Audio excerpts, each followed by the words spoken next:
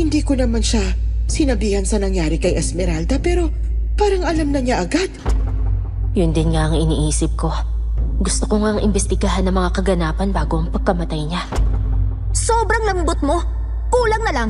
Kaibiganin mo mga masasamang nilalang. Kwentong Takip Silim. Bago natin simulan ang kwento, please like and share the video. Huwag na din natin kalimutang mag-subscribe.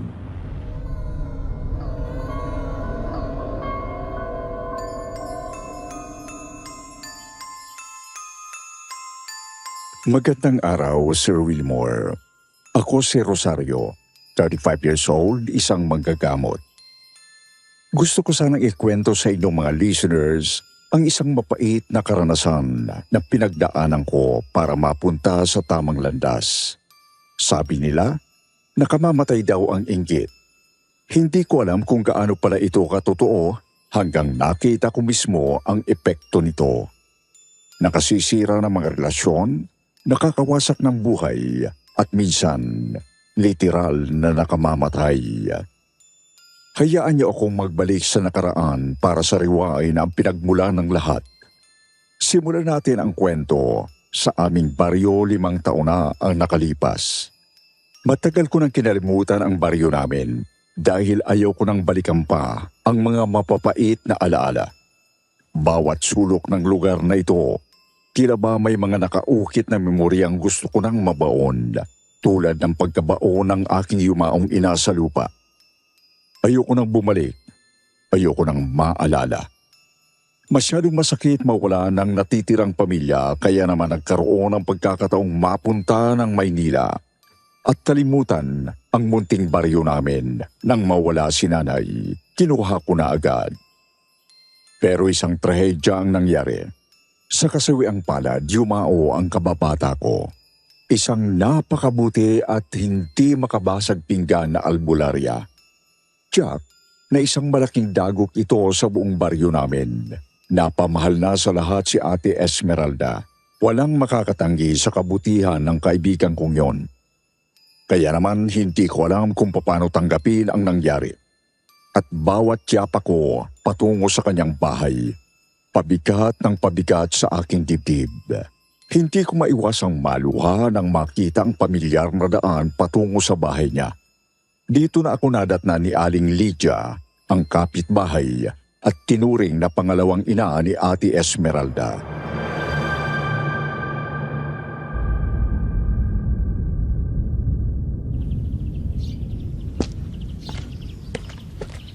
Rosario? Iha, ikaw na ba yan? Ang laki-laki mo na. Opo, Aling Lydia. Ako nga po. Diyos ko, ang tagal na nating hindi nagkikita. Kumusta ka na? Ito po, hindi pa rin makapaniwala. Ang sakit po sa puso, Aling Lydia. Si Ate Esmeralda, bakit naman po siya pumanaw? Hindi ko pa rin maintindihan, Aling Lydia. Oo, Iha. Pati ako, para bang isang masamang panaginip lang ang lahat ng ito eh. Napakasakit ng nangyari. Nung nakuha ko po ang tawag niyo, hindi talaga ako makapaniwala. Paano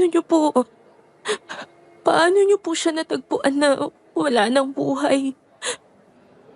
Itong mga nakalipas na araw, masama na talaga ang pakiramdam niya kaya kinaugalian ko lang dalhan siya ng pagkain sa kubo niya. Alam mo namang hindi lang kapitbahay ang tingin ko sa batang yan eh, parang anak ko na.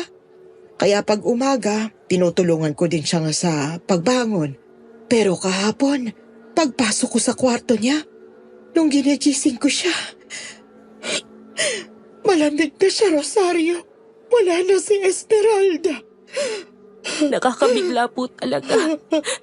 Grabe naman ang nangyari. Bakit po kaya? Ano po ba ang karamdaman niya?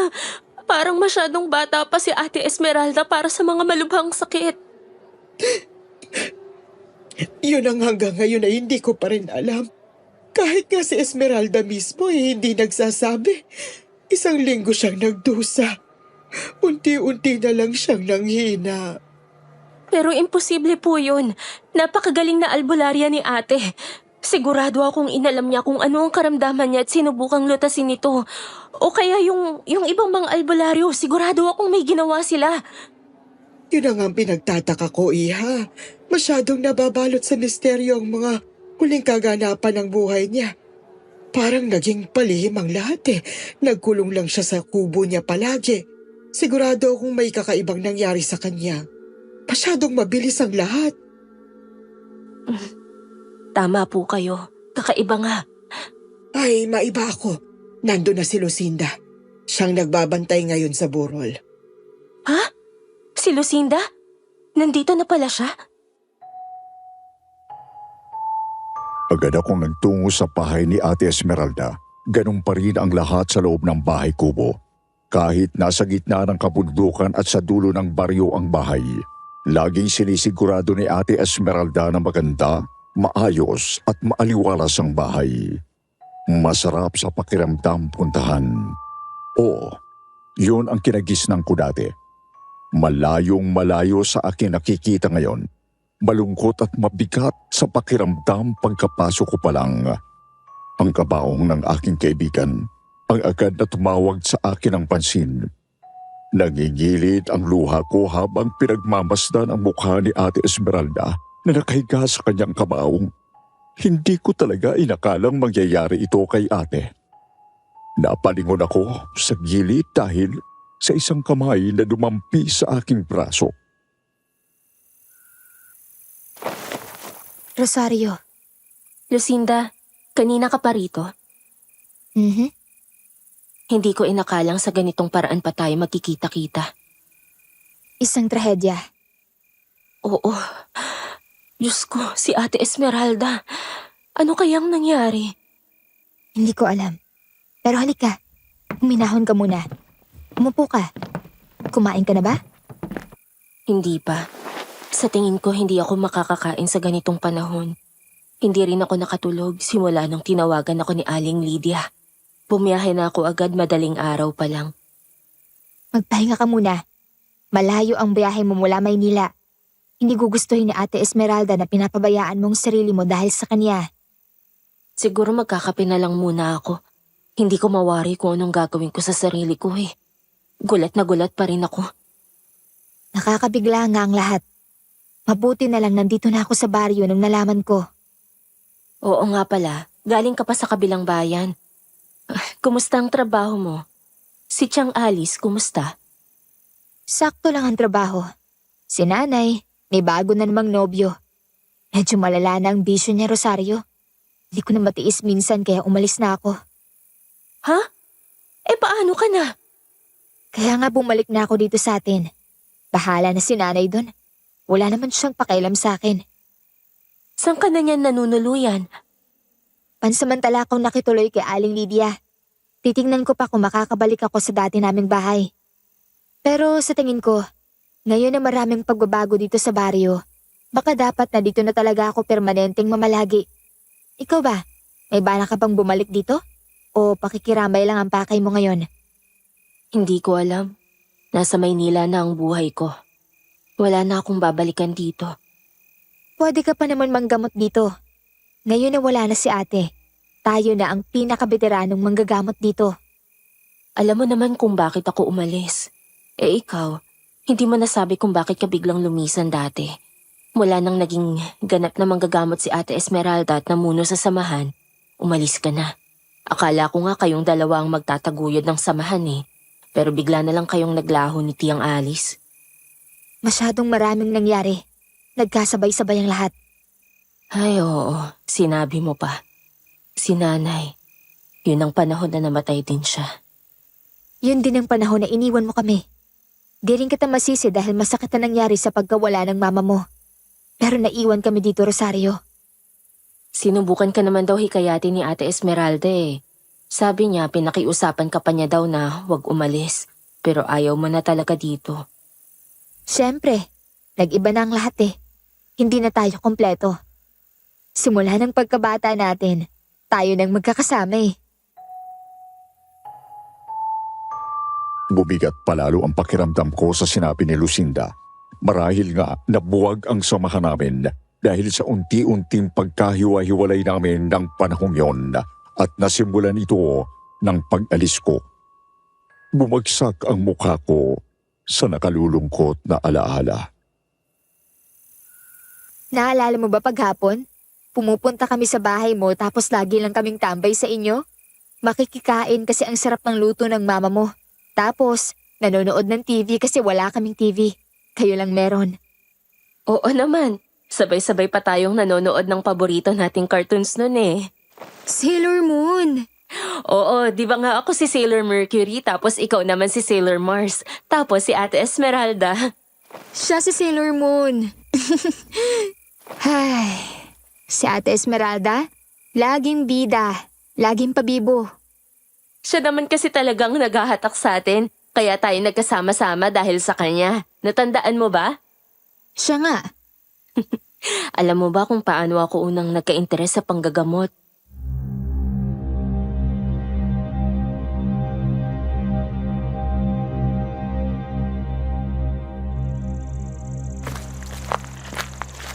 Lucinda! Bumalik ka dito! Di ba sabi ni Mama huwag tayong magpunta dito sa kagubatan? Ano ka ba, Rosario? Ang tanda-tanda mo na para pagbawalan ng nanay mo. Dalaga ka na, di ka na bata. May gusto lang naman akong tignan eh. Tara na! Ayoko, malamok. Tsaka hindi mo alam kung anong pwede nating makasalubong sa gubat. Baka may mabangis na hayop pa dyan. Ito naman, ang corny mo. Bakit ba kasi gusto mo dito? Ano bang hinahanap mo? Meron kasi akong gustong hulihin na insekto. Sabi nila, pag nahuli mo daw yon tapos pinakuluan, onting pahid lang daw sa balat, tapos gaganda na yung kutis mo. Puputi pa daw. Ha? Kadiri naman. Insekto yung ilalagay mo sa mukha mo para lang maging makinis? Para pumuti? Ayoko na, umuwi na lang tayo. Manood na lang tayo ng Sailor Moon. Ano ba, Rosario? Di ka na nga bata, puro ka cartoons. Kung makapagsalita ka, ikaw nga, paborito mo yun eh. Huwag mo nang itanggi. Crush mo nga si Tuxedo Mask eh. Shh! Huwag ka nga maingay. Ayun oh. Parang yun na yung sinasabi ng insekto. Teka, Dahan-dahang yumuko si Lucinda sa harap ng isang halaman. Gamit ang dalawang kamay, nagawa niyang hulihin ang isang insekto. Pero wala pa ang ilang segundo ito sa pagitan ng kamay niya nang biglang napitawan niya ito. Pumadyak siya sa galit at inapakan ng insekto pati na rin ang halamang kung saan ito nagtatago. aray! Kinagat ako. Pesting insekto to. Huwag mo ngang idamay yung halaman. Masama kaya magsira ng mga ganyan, lalo na dito. Hindi mo alam kung ano nakatira dyan. Sabi nga ni nanay, masama ang magturo ng puno. Paano pa yung ginawa mo? Wala akong pakialam. Buwisit yung insekto eh. Ayan kasi eh, kung ano-anong ginagawa mo para makuha yung gusto mo. Kanino mo ba narinig yung tungkol sa insekto na yan? Kay Kuya Israel. Sabi niya eh. Naku, doon ka pa naniwala. Eh, lagi namang naglolo ko yun eh. Pinagtitripan ka lang nun, no? Hala, tingnan mo. Nagdudugo yung kamay mo, oh. Medyo masakit nga. Namamagana siya. Hindi kaya may lason yung insekto nung kinagat ka? Baka may kamandag. Hindi naman ahas yun. Ordinaryong insekto lang. Ano bang tawag dun? Tatanong ko nga kay Kuya Israel. Ano ba? Puro ka Kuya Israel eh. Oh, tingnan mo yung sugat mo. Iba na yung kulay ng balat mo, oh. Shh! Huwag ka nga magpanik dyan. Baka may makarinig sa atin dito. Anong ginagawa niyo dito? May hinuhuli kasi. Napadaan lang kami. Bakit mo natanong? Ikaw si Esmeralda, hindi ba? Esmeralda nga ang pangalan ko. Paano mo nalaman? Ikaw yung matalik na kaibigan ni Kuya Israel? Bakit malapit na kayo agad? Bago ka lang dito, di ba? Hindi naman matalik kasi kakilala ko lang pero oo. Kaibigan ko si Israel. Kakilala niyo siya? Kapitbahay ko siya. Ako si Lucinda. Eto naman si Rosario. Hello, bagong lipat ka dito, hindi ba? Oo, dyan lang sa kubo malapit. Narinig ko kayo nang nagpunta na ako dito. May sugat ka ba? Okay lang ako. Huwag ka maniwala dyan kay Lucinda. Tingnan mo, parang may nanana yung kamay niya. Kinagat siya ng insekto dyan na hinuli niya sa halaman. Okay lang ako. Di ko kailangan ng tulong mo. Lalagyan ko na lang ng alkohol pag uwi ko. Wag! Hugasan mo muna ng mabuti. Gumamit ka muna ng tubig at sabon. Tsaka mo lang lagyan ng alkohol kung gusto mo pero kailangan malinis. Madadala ba ng ganun lang yan? Parang lumulubo na yung kagat. Ano ba? Tigilan niyo na yung kamay ko. Ako nang bahala. Tumakbo pa alis si Lucinda. Umuwi siya at hinayaan na lang namin siya. Hindi naman nagtagal natagpuan ko siyang kumakatok sa bahay ko. Umiiyak siya at mukhang problemado. Anong nangyari sa'yo? Akala ko ba ikaw nang bahala dyan sa kamay mo? Hindi naman gumana yung alkohol? Hinugasan mo ba tulad ng sabi sa'yo? Bakit naman ako susunod dun sa babaeng yun? Di naman kami magkakilala. Tsaka crush ata ni Kuya Israel yun eh. Ayoko siya. Hindi ka talaga susunod no? Kahit magana yung kamay mo? Nasaan ba mama mo? Siya na lang ang gumamot nito. Nasa trabaho pa. Si Chang Alice. Lasing. Binato nga ako ng bote nung pinakita ko yung kamay ko. Puntahan na lang natin si Kuya Israel. Baka alam niya gagawin. Siya nga ang nagpahamak sa'yo Baka kung ano pang sabihin at ipagawa sa'yo nun. Anong gagawin ko? Ang sakit. Alam ko na. Puntahan natin si Ate Esmeralda. Mukhang alam niya yung mga panlunas sa ganyan.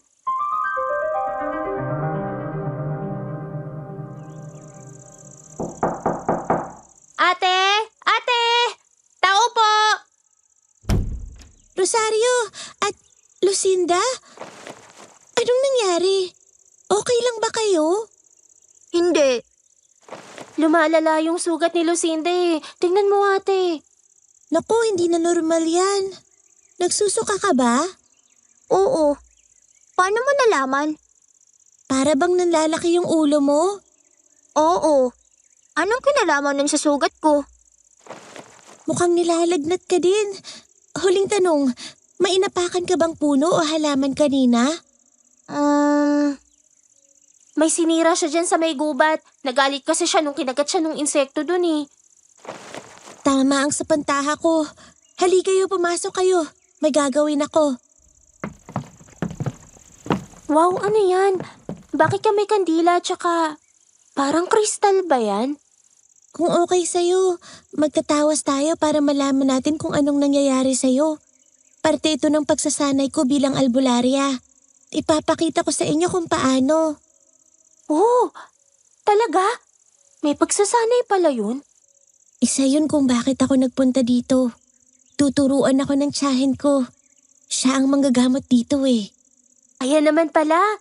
Tutulungan tayo ng manggagamot. Nagsasanay pa lang. Ibig sabihin di pa ganap. Ayoko nga. Baka kung anong mangyari sa akin. Alamin muna natin kung anong gagawin bago ka humindi. Ito naman, doble na nga yung size ng kamay mo Tatanggi ka pa? May pambayad ka ba sa ospital? Wala. Di wag ka nang makulit dyan. Tutulungan na nga tayo ni ate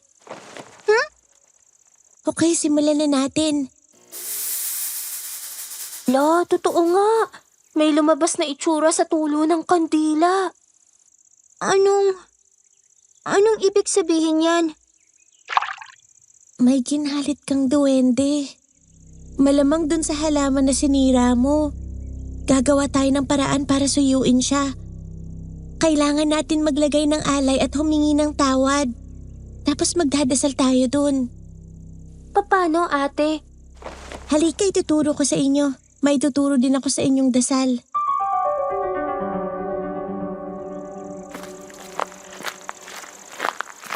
Ibaba natin itong mga itlog at dugo ng manok. Ito din, onting bigas. Tamo, meron palang punso dito sa likod ng halaman, Lucinda. Naku, kaya pala talagang magagalit sila sa'yo. Pasensya na po kayo sa nangyari. Di sinasadya ng kaibigan ko. Humihingi po kami ng patawad. Lucinda, dali. Sorry po. Di na mauulit. Nabigla lang ako kasi. Sige, sabay-sabay nating sambitin yung tinuro kong dasal sa inyo, ha?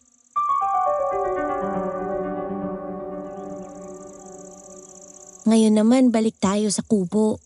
Maghahanda ako ng mga halamang gamot. Kung mapapatawad ka nila, tatalab yun sa'yo. Sana nga.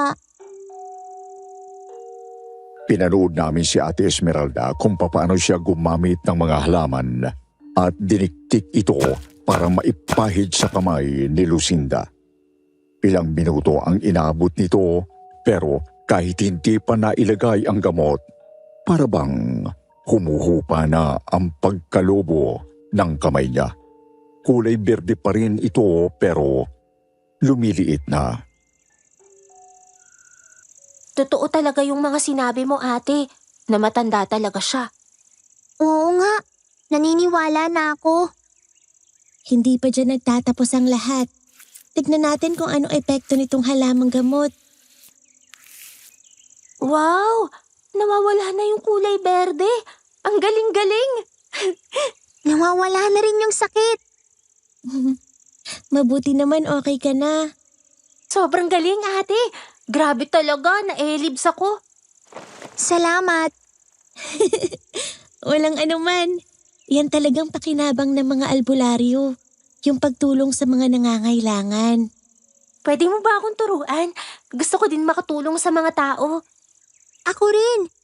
Gusto kong malaman yung mga kakaibang halaman na may iba't ibang pakinabang. Oo naman. Gusto niyo sabay-sabay pa tayo magsanay eh.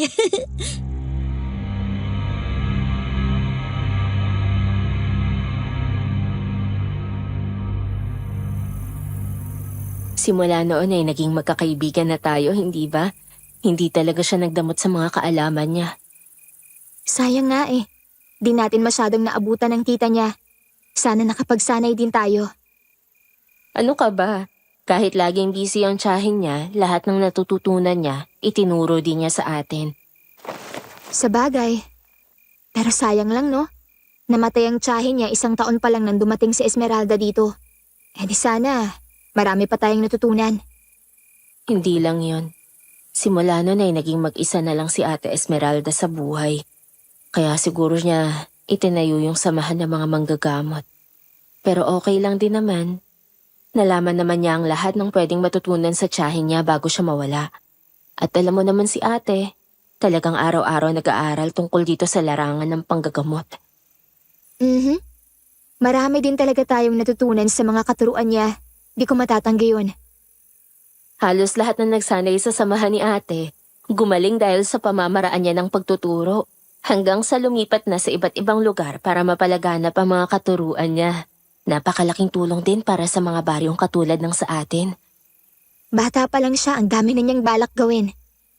Kung may isa akong masasabi kay ate, matapang talaga siya at determinado. Totoo yan.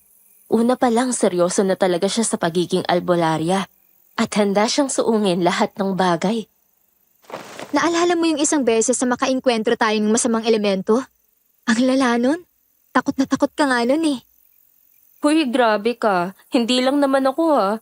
Lahat tayo na alarma nun. Kung hindi lang kay Ate Esmeralda, siguradong napahamak na tayo nun.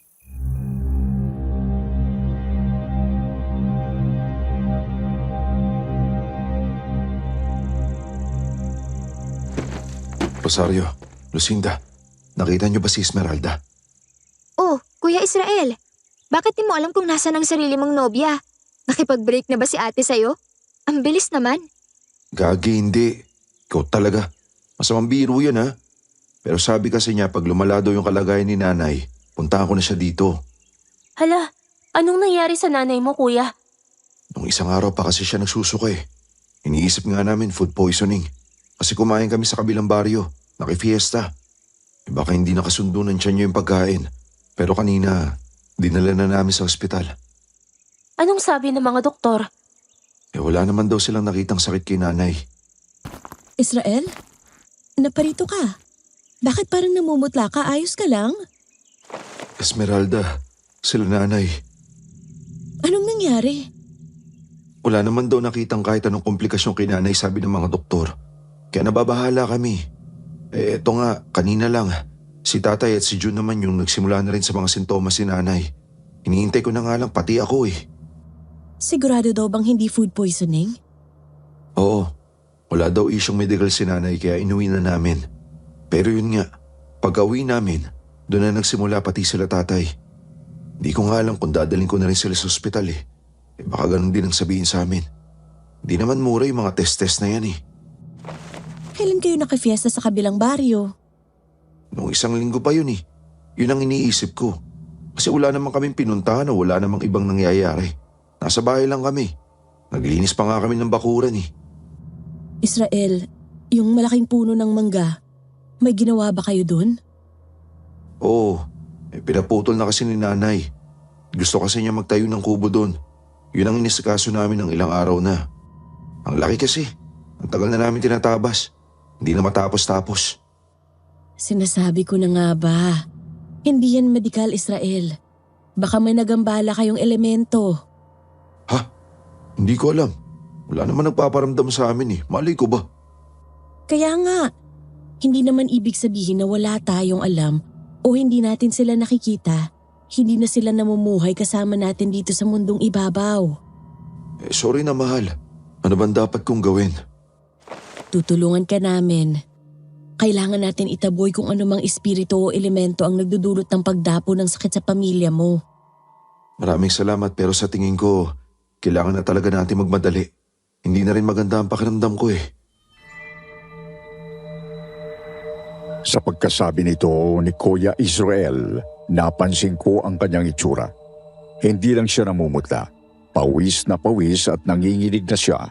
Nagmamadali siyang nagtungo sa banyo at doon naglabas ng sama ng loob. Pasensya na ha. Naabutan pa ako sa inyo. Ano ba yan, kuya? Nakakahiya naman kay Ate Esmeralda. Doon ka pa naghasik ng lagim sa banyo nila. Sorry na nga eh. Pero medyo kailangan na nga natin magmadali. Tingin ko may nalalapit na raw ang tutungkulo ng tiyan ko eh. Ganyan din ba sila nanay mo? Sa umpisa ganun si nanay. Tapos yung malala yung pagsusuka na at lagnat. Ganyan din si tatay at Junjun. Nauna yung pagtatae. Parang sumusunod kami sa mga nangyayari kay nanay eh. Napuruhan si nanay mo. Siya yung nagpautos na putulin yung malaking puno, no? Oo siya nga. Gigil na siya dun sa puno ng mangga na yun eh. Kinain na kasi nun yung kalahati ng bakuran tapos laging minauhulog na mangga sa bubong. Sobrang lakas. Kala mo may baril na pumuputok sa bubong kapag minauhulog. Siyempre nakakabigla pag-gabi tas tulog ka na, di ba? Oo nga naman. Kaso may paraan kasi para may respeto pa rin yung pagputol ng ganong klaseng puno. Hindi ko alam eh. Basta tinabas na lang namin ni na tatay at Junjun. Nako, kayong tatlo pa nagsabay-sabay sa pag-chop-chop, no? Oo eh. Sumusunod lang din naman kami sa sabi ni nanay. Pero teka, mauna na ako girls. Tatakbo na ako sa banyo. Sasabog na yung bulkan eh. Pasok na lang kayo sa bahay ah. Nandiyan lang sila nanay sa kwarto nila kung kailangan nyo suriin. Sige lang, Israel. Check muna namin sila tapos dediretso na kami sa bakuran. Binisita namin si Junjun. Inaapoy ng lagnat ang bata para bang nagdidiliryo na. Pinahira namin siya agad ng agwa bendita at dinasalan. Ilang minuto ang lumipas, humupa ang lagnat niya at tumahan. Ginawa din namin ito sa mga magulang ni Kuya Israel pero tuloy pa rin ang pagsusuka ng nanay niya. Dahil dito, dumiretso na kami sa bakuran. Ate, anong kailangan gawin? Ang importante kasi sa ganyan, makahingi muna tayo ng tawad. Kasi kahit anong lunas ang gawin natin, hanggat galit ang mga may responsable sa sakit nila, ay hindi sila gagaling ng tuluyan. Sige po, nataranta din kasi tayo sa lagay nila. Tama. Yun ang umpisa kasi ginambala naman talaga nila ang tirahan ng nilalang. Ang mga tao kasi, ugali na natin magpadalos-dalos. Hindi natin isinasalang-alang ang ibang nilalang sa paligid natin. Hindi naman alam ni Kuya Israel eh. Bakit sila mapaparusahan? Kawawa naman sila. Hindi naman tinitignan ng mga elemento ang intensyon. Ang nakikita nila ay yung aksyon na nagawa. Yung epekto sa kanila. Hindi naman yan sila para intindihin pa ang mga tao. Kaya nga tayo bilang albularya ay magsusubok na ipaintindi sa kanila. Sana nga, sa estado ng pamilya ni Kuya Israel, mukhang nagdudusa na talaga sila. Parang nalason sila eh. Kung madadala sa maayos na usap, uunahin natin lagi yun. Ngayon, kung galit pa rin at hindi madadala sa ating mga pagsamo at kapayapaan, wala tayong magagawa kundi itaboy ang masamang nilalang dahil nakakapanakit na sila. Sige po ate, tawas muna. Tama. Kailangan nating malaman agad kung ano mismong kinakaharap natin. Ako na ate. Alam ko na gagawin. Sa dami ba namang beses na nakita namin ang pagtatawas mo? Mabuti, sige. Magandang pagsasanay ito para sa iyo, Lucinda. Sa puntong ito, sinamahan na kami ni Kuya Israel at tinuro ang puno. Kaharap ang nasabing puno, nagtawa si Lucinda. Nakita namin ang hugis ng elementong nagagalit sa pamilya ni Kuya. Isang mabangis at nakakatakot na masamang nilalang ang may dahilan ng sakit nila. Nangangalaiti daw ito sa galit at balak maghigante. Humihingi kami ng patawad sa nangyari. Hindi nila sinasadya na mawalan ka ng tirahan. Kung maaari, pag-usapan natin ito ng maayos. Hinihimok ka namin na lumipat na lang. Tanggapin mo ang mga alay namin. Esmeralda, ang init. Ang init ng tiyan ko. Hindi ko alam ang nangyayari sa akin. Nahihilo din ako. Umiikot ang mundo ko. Diyos ko, tingnan niyo. Lumulubong siya ni Kuya. Kuya, huminahon ka. Umupo ka muna. Huwag mong galawin. Ang sakit. Esmeralda, tulong. Israel, labanan mo. Tibayan mo ang kalooban mo. Pinaglalaroan ka lang ng elemento. Hindi niya tinatanggap ang pakiusap natin. Rosario, Lucinda, sumabay kayo sa akin. May ituturo akong orasyon sa inyo. Kailangan na nating itaboy ang masamang elemento. Hindi siya nakukuha sa maayos na usap. Kailangan natin siyang puwersahing paalisin dito. Mas malakas, bigyan niyo ng puwersa ang bawat pagbigkas. Ate, hindi maganda ang pakiramdam ko. Parang may ginagawa sa akin ng elemento. Ang sakit ng ulo ko bigla. Parang nasusuka na rin ako. Tatagan niyo ang sarili niyo. Isipin niyo ang kailangang mangyari. Himukin ang buong kapaligiran na ayon sa gusto natin. Kaya natin to. Tapangan niyo ang mga loob niyo. Mas malakas tayo sa kanya dahil tatlo tayo. Sumunod kayo sa pagdasal ko. Huwag kayong papatinag. Nagtuloy-tuloy kami ng orasyon kahit nilalabanan kami ng elemento. Pumagit na si Ate Esmeralda sa amin at sa puno kaya napaluhod siya. Dito ko nakitang nanginginig na siya at napasigaw sa sakit habang nawala naman ang sakit ng aking ulo. Lucinda, si ate yung humaharang sa ginagawa ng elemento sa atin. Nawala na ang sakit ko sa tiyan. Ate, tama na! Baka mapano ka na! Okay pa ako. Tapusin natin ang orasyon. Bilisan niyo. Bumalik kami sa matinding pagdadasal at biglang napadapa si Ate Esmeralda. Esmeralda! Okay lang ako. Kayo? Hindi na mainit ang tiyan ko. Umupa na rin ang paglobo. Okay na ako, ate. Ako din. Nagtagumpay tayo. Tuluyan ang nakalayas ang elemento. Ngayon samahan niyo ako para lagyan ng proteksyon ng paligid ng buong bahay. Tinuruan kami ni Ate Esmeralda kung paano siguruhin na hindi malalapitan ng masamang elemento ang lugar nila Kuya Israel. Binilin din niya na umiwas na sa mga bagay na pwedeng magpagalit sa mga nilalang na hindi nakikita. Maraming salamat, Esmeralda. Ang galing mo talaga. Ang husay at ang tapang mo. Tumulong din kami.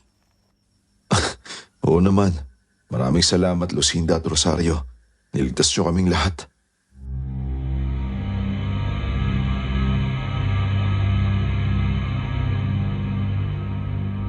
Grabe si ate, no? Hanggat kaya niyang isakripisyo ang sarili niya, gagawin talaga niya. Humarang talaga siya dun sa elemento kahit alam niya na sa kanya mabubugay yung kapangyarihan para hindi tayo masaktan. Ang hindi ko pa rin maintindihan hanggang ngayon, bakit kailangan kausapin pa yung elemento? Di na dapat ganun. Diretso na sa pagtataboy. Wala nang usap-usap. Wala nang hingi ng patawad. Yung mga espiritu at mga elemento, salot yan sila. Ano ka ba naman, Lucinda? Hindi ba laging sinasabi sa atin ni ate na unahin ang kapayapaan bago sumabak sa gulo? Hanggat kaya pang daanin sa maayos na paraan, yun muna. Hindi naman kasi lahat ng kakaiba sa atin ay masama. Maaaring nagalit lang sila. Sayang kasi sa oras eh. Kaya naman nating itaboy yung mga ganyan agad. Hindi ibig sabihin na kaya natin dapat gawin. Masyadong maraming anggulo ang dapat tingnan. Kung saan lilipat ang elemento, baka sumapi sa ibang tao. Yung pamamaraan kung paano gawin yun na hindi lalong magalit at maghiganti ang elemento at marami pang iba. Yun ang kaibahan ko. Ako kasi gusto ko mabilisan ng kilos. Makabagong mga pamamaraan. Hindi yung masyadong malambot ang atake sa mga bagay-bagay. Hindi naman malambot si ate. Kita mo naman, isa siya sa pinakamalakas na manggagamot dito. Kaya nga sa kanya napunta ang lihim na panggagamot ng samahan, hindi ba? Siya ang tagapagmana. Hindi ko naman sinasabi na di malakas si ate. Siguro magkaiba lang kami ng pamamaraan. Masyado kasi makaluma mga paraan niya. Hindi na bagay ngayon. Hindi siya marunong sumabay sa takbo ng panahon. Ang gusto niya, yung dati pa rin. Ay maraming klase ng kapangyarihan. Andyan din ang salamangkang itim. Marami, pwede aralin. May punto ang pagbabago. Siyempre naman kailangan yun para may mga karagdagang kaalaman. Pero Lucinda, may dahilan kung bakit ang mga lihim na panggagamot ay pinasa-pasa sa mga pinakamagagaling na albularyo. Tradisyon na yun dahil epektibo. May kakaibang taglay na kapangyarihan ang mga ritual at tradisyon ng mga sinaunang manggagamot. Kaya makaluma si ate dahil subok na ng panahon yung pamamaraan niya at alam mong masama ang itim na mahika. Noon hanggang ngayon, ikaw pa rin ang pinakamalaking tagahanga ni Ate Esmeralda. Aba oo naman, ang dami nating natutunan sa kanya, Lucinda. Sobrang nakakahanga si ate. Gayunpaman, hinayaan pa rin niyang magdusa si Kuya Israel at ang pamilya niya bago niya tabuyin ang elemento. Kung ako yun, Una pa lang talagang si Kuya Israel na, Lucinda. Siya pa rin ba hanggang ngayon? anong ibig mong sabihin? Sa ating tatlo, si Ate Esmeralda ang matapang. Ikaw ang mainitin ng ulo. At ako, tahimik lang. Pero dahil doon lagi akong nag-oobserba. At alam ko ang lihim na pagtingin mo kay Kuya Israel, kahit sila pa noon ni ate. Hindi ko alam ang sinasabi mo. Matanda na tayo, Lucinda. Hindi mo na kailangang itago sa akin. Naiintindihan ko naman ang damdamin mo. Hindi mo maiintindihan kahit kailan, Rosario. Tumayo si Lucinda at biglang umalis. Nakasalubong niya si Aling Lydia na papasok sa kubo. Sinubukan siyang kausapin ng matanda pero nagmadali itong palabas. Ay, anong nangyari kay Lucinda? May napag-usapan lang po kaming dinamdam niya. Hayaan niyo na lang po. Baka kailangan lang niya ang mapag-isa. Ay siya, sige. Pero mukhang kailangan natin siya. Parating na raw ang mga kapitbahay para makiramay eh. Naghanda na ako ng pagkain pero syempre, kailangan silang asikasuhin. Huwag po kayong mag-alala. Ako na po ang bahala. Alam kong ilang araw na rin po kayong pagod. Ako na po ang mag-aasikaso dito. Sigurado ka ba? Kaya ko pa naman. Siguro kailangan ko lang umidlip saglit tapos babalik na ako dito. Aling Lydia, huwag niyo pong pilitin ang katawan niyo. Makakasama pa. Ako na po ang bahala. Magpahinga po kayo ng mabuti ha. Bumalik na lang po kayo kung nakapahinga na kayo ng maayos. Sigurado naman akong babalik si Lucinda. Ay, salamat iha. Pero babalik din ako agad. Maraming taong darating, sigurado ako. Mahal na mahal siya ng lahat ng tao rito. Aba, kulang na lang pilitin na siyang tumakbo bilang kapitana eh. Napakalaking kawalan sa baryo natin ang nangyaring ito. Sa puntong ito, nagsimula ng lumagsa ang mga nakikiramay. Totoo ang sabi ni Aling Lydia. Nag-iiyakan ang mga taong bayan na dumating. Kanya-kanyang kwento kung papaano sila natulungan ni Ate Esmeralda at kung papaano sila naghihinayang sa pagkamatay nito. Tanghali na noon nang may lumapit sa akin na isang binatilyong hindi ko kilala. Hello po, kayo po si Ate Rosario? Oo, ako nga. Ako po si Entoy. Lagi po kayong kinakwento sa akin ni Ate Esmeralda. Ako po yung isa sa mga estudyante niya. At sa tingin ko, may dapat po kayong makita. Ano yun? Tungkol ba kay ate yan? Pwede po ba kayong sumunod sa akin? Nagtungo kami sa likod bahay ni Ate Esmeralda. Tumingin muna sa paligid ang binata bago siya dahan-dahang yumuko at may kinalikot sa likod ng mga plywood na nakapatong sa dingding. May kinuha si Entoy na kahon at hinarap sa akin. Ate, sa'yo dapat mapunta. Mga gamit ba to ni Ate Esmeralda? Di ko po alam eh. Nung isang linggo po kasi, iginilid po niya ako matapos ng pagsasanay namin. Tapos sinabi niya sa akin na mayroon daw siyang gamit na iniwan dito. Ako na daw po yung bahala at siguraduhin ko daw po na makarating sa'yo. Sa akin? Bakit sa akin? Hindi ko po alam eh. Bakit daw niya iniwan sa'yo? Bakit hindi niya sinabi sa akin? Tinawagan pa niya ako nung isang linggo eh. Hindi ko po talaga alam. Basta sinunod ko lang po yung bilin niya. Hindi mo pa to nabubuksan? Hindi po. Natatakot ako kay Ate Esmeralda eh. Lagi niyang sinasabi na pagpasaway kami, pwede niya kaming kulamin tapos magkakaroon ng mga bukol na kasing laki ng platito. Yun pa rin ba ang panakot niya sa mga nagsasanay sa kanya? Hindi totoo yun. Ilang beses na niyang sinabi sa amin yun pero panakot lang talaga yun. Nagkipit balikat lang ang binata. Malungkot ang mukha niya kahit nakikipagbiruan sa akin. Nagbuntong hininga siya habang nakatingin sa langit. Sana okay lang si Ate Esmeralda kung nasan man siya. Namimiss ko na si ate. Hindi lang po talaga ako mapalagay sa nangyari. Hindi ko po matanggap. Ako man eh. Sobrang galing po ni ate. Kaya parang nanibago talaga ako na hindi niya mahanapan ng solusyon yung sakit niya. Yun din nga ang iniisip ko. Gusto ko nga ang imbestigahan ng mga kaganapan bago ang pagkamatay niya. Pwede ko po kayong tulungan kasi kami ni Aling Lydia ang lagi niya nakakasama nun. Salamat, Entoy ha. Bumalik kami sa burol at nabigla ako sa aking nakita dahil natagpuan ko si Kuya Israel na umiiyak sa kabaong ni Ate Esmeralda.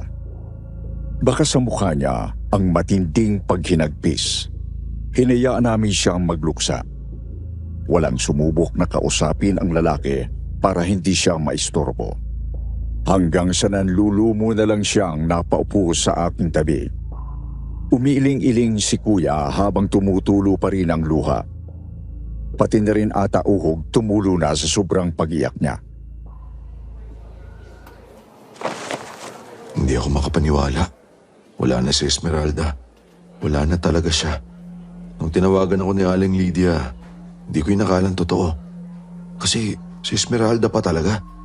Tapos nakita ko siya. Nakaratay dito. Oo, Kuya. Magulgul din ako sa kabaong niya nung unang nakita ko siya. Si ate ang pinakamalakas sa taong nakilala ko tapos ganyan. Posible. Hindi maaari. Malaking kalokohan to. Tulado makapagsabi ng kinamatay niya. Hindi ako naniniwala. Ako man eh. May ibang dahilan yan, sigurado ako. Alam mo Kuya, mukhang tama ka. Kasi naaalala ko yung huling beses na nakapag-usap kami. Medyo hindi na rin maayos ang boses ni ate nun. Parang sobrang hinang-hina na siya. Tapos ngayon na inaalala ko yung mga sinabi niya. Para bang nagpapahiwatig siya na may banta sa kanyang buhay. Ha? Totoo ba? Anong ginawa mo? Pasensya na Kuya. Wala akong masyadong nagawa. Matipid kasi siya sa pagsasalita noon at ayaw niyang magbigay ng detalye. Sabi pa niya, siya na daw ang gagawa ng paraan. Alam mo naman kung ilang beses na may nagtangka sa buhay ni ate. Mapamasamang espiritu pa yan o naghihiganting mga nilalang. Lahat yun hindi kinaya si ate. Sa pagkakataong to, siya ang natalo, Rosario. At wala tayong nagawa. Ako ang may kasalanan, kuya. Wala akong nagawa. Malaking pagsisisi ko ang hindi ako nagpunta dito agad. Hindi ka naman niya sinabihan, hindi ba? Hindi. Bakit naman niya ako kakausapin? Matagal na kami nagkaiwalay. Simula nang nagkawatak-watak na kayo. Napakaraming nangyari. Habang nagsasalita, kumunot ang ulo ni Kuya Israel at bigla siyang tumayo. Sumugod siya palabas ng kubo. Nagmamadali akong sundan ang lalaki sa takot na baka may gawin siyang kaguluhan. Dinatnang ko siya sa dulo ng kalsada. Nakausap si Lucinda na hindi pa bumabalik sa burol buong araw. Maya-maya, nakita ko na inaabot ni Lucinda ang braso ni Kuya Israel. Pero nagpumiglas ito. Lumapit ako sa dalawa at narinig ko ang pagtatalo. Alam ko may kinalaman ka sa nangyari kay Esmeralda. Umaming ka, Lucinda. Ako? Bakit naman ako? Huwag mo akong pagbintangan, Israel. Ngayon lang tayo nagkita ulit. Hindi mo man lang ba ako babatiin ng maayos? Bitiwan mo ko. Huwag ka nga makalingkis sa akin ng ganyan, Lucinda. Alam mo naman nakakabatang kapatid ang turing ko sa'yo. At ba't di kuya ang tawag mo sa akin, ha? Ano ba? Wala na nga si ate eh. Wala nang dahilan para umayaw ka sa akin. Lucinda, hindi ka nakikinig sa akin. Pakinggan mo ang sinasabi ko. Kahit anong mangyari, hindi tayo magkakatuluyan. Naiintindihan mo ba yon? Pero wala na si ate. Lucinda, huling beses ko na sasabihin to. Sana matanggap mo na to. Hindi kita gusto. Hindi kita gugustuhin at lalong hindi kita mamahalin. Walang tutumba sa pagmamahal ko kay Esmeralda. Israel, nalilito ka lang. Baka kailangan mo lang ng panahon. Alam mo ba kung bakit kami naghiwalay ni Esmeralda nung unang panahon? Dahil hindi mo talaga siya mahal. Nakita mo, naghiwalay nga kayo eh. Kabaliktaran. Mahal na mahal ko si Esmeralda. At alam mo kung anong ginawa niya. Para lang hindi kayo magkaiwa-hiwalay at para hindi ka na umalis dito sa baryo. Sabi niya unahin na namin ang kaligayahan mo. Nakipag-iwalay si Esmeralda sa akin para sa'yo. Hindi ako naniniwala. Hindi ba kapani-paniwala na isasakripisyo ni Esmeralda ang sarili niyang kaligayahan para sa'yo? Sinusubukan kanyang pigilan sa pamamagitan ng paghihiwalay namin para di ka na tuluyang umalis sa baryo. Pero hindi mo pa rin ako hinabol. Dahil pa rin yun kay ate. Siya ang hadlang sa atin. Ano ka ba? Di ka ba makaintindi? Bakit di ka makapaniwala? Gagawin niya ang lahat para sa inyo, Lucinda.